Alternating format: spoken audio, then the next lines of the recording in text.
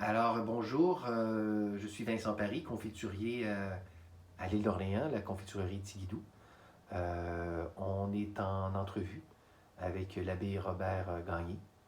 Nous sommes le 21 février 2020 et j'ai rencontré M. Côté pour nous témoigner de l'histoire de la grange de la confiturerie Tigidou, qui a d'abord été une grange de La Pointe et qui a été transformée par une mission religieuse qui était la Fraternité des Chevaliers de Saint-François d'Assise.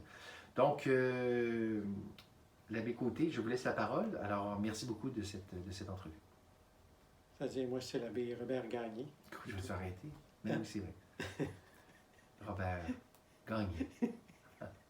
Je mélange avec M. Côté, qui était le fils du docteur, effectivement. Mais ça va arriver dans ma... Ouais. Alors, désolé. Alors, je vous laisse la parole.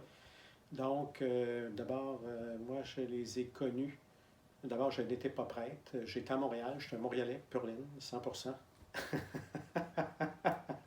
peut pas être On parfait. connaît la rivalité entre Québec-Montréal. On peut pas être parfait. Entre les Nordiques et le Canadien. Oui, c'est sûr.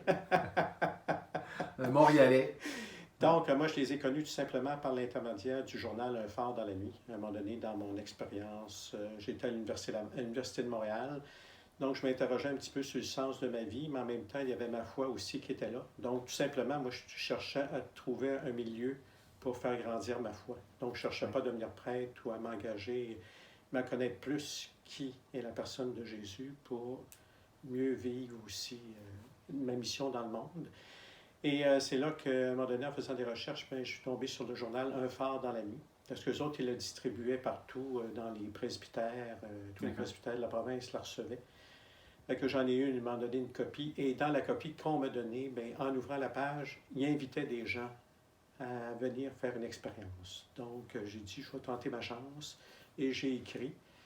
Bon, ça a pris un petit bout de temps. À un moment donné, j'ai eu M.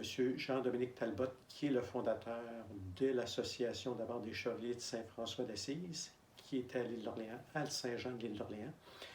Et c'est là que là, il m'a invité. Là, moi, c'était un petit peu après les fêtes, au mois de janvier en 1987.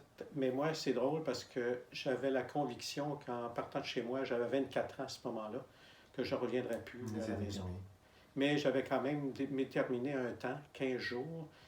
Et quelqu'un m'avait dit, tu sais, va au bout de ton 15 jours, même si au début, peut-être, ça t'intéresse plus ou moins. Des fois, ton opinion peut changer là, en vivant l'expérience, au moins de ton 15 jours jusqu'au bout.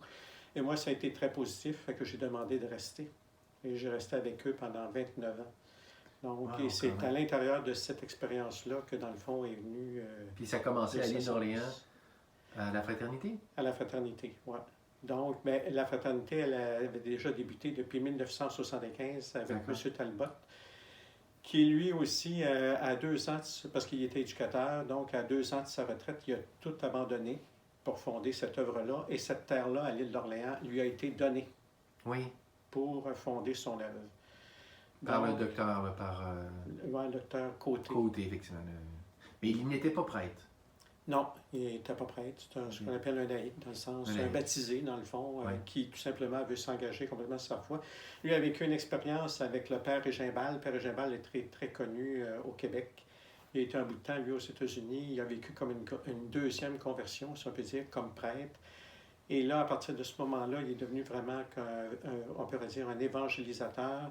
Et à un moment donné, M. Talbot l'a rencontré et lui, il a dit carrément, il dit, tout est fait pour l'évangélisation, laisse tout, puis va-t'en pour l'évangélisation. Et c'est ce qu'il a fait. Fait que... Donc, il a commencé en 75. Le 15 août 75. 15 août, d'abord, c'est une fête de la Vierge. Ça, c'était très important pour lui. C'est la fête de l'Assomption. Oui.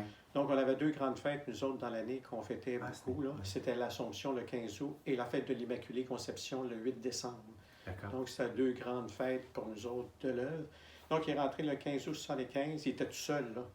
Bien sûr qu'il y avait la famille Côté qui était autour de lui, tout ça, mais il a vécu pendant plusieurs années, je dirais une dizaine d'années, 10-11 ans, complètement seul. Accepté qu'il recevait des groupes, comme on le voit là, dans le journal, des groupes que, entre autres, les scouts, tout ça, puis il ouvrait sa maison. Puis lui, ça a toujours été dans l'esprit de Saint-François d'Assise, parce que quand il